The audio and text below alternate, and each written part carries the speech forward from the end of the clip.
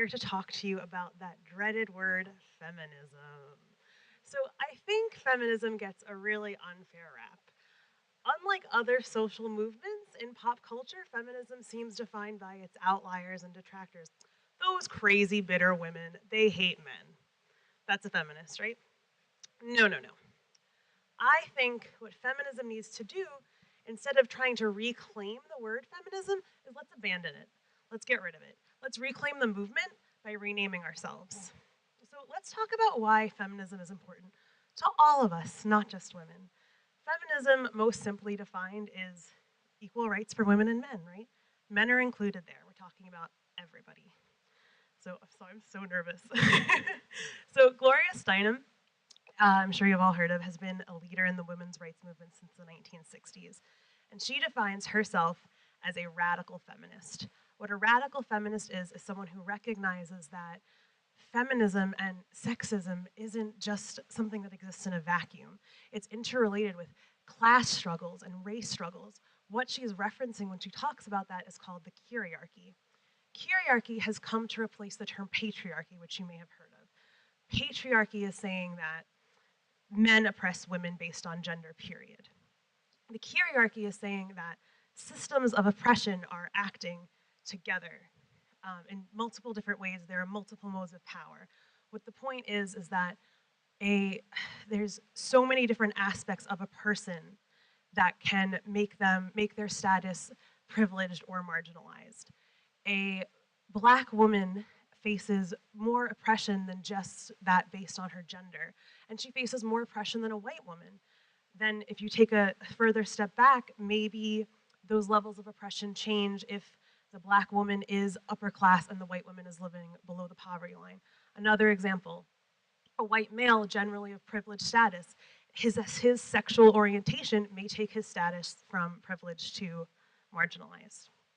So the kyriarchy is a key component of what myself and many others think is the key social philosophy in existence, and that is intersectionality. You guys may have heard of it.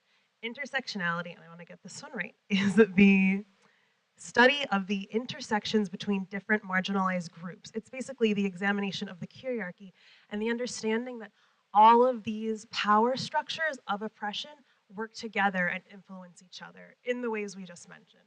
Intersectionality encourages us to look at systems in their entirety.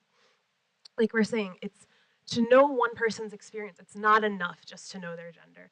You need to know their age, their race, their ability, their sexual orientation, everything. Everything comes into your personal experience. You are not just your gender.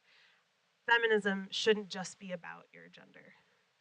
So we're taking a step back. Intersectionality, that's the theory we want to go with. So feminism's come a really long way. There's obviously many more theories that are popular and in play than just the ones I'm talking about, but we have 5 minutes. So moving on, some of the major issues facing feminism today include domestic violence, reproductive rights, wage inequality, the glass ceiling, we all know these terms. But some other really big issues are, the face of feminism, feminism's brand, if you will. And many women today aren't identifying as feminists. And why? Part of it is because feminism gets a bad rap, but part of it is because systems of oppression are invisible. Things that you take as normal are sexist, are oppressive.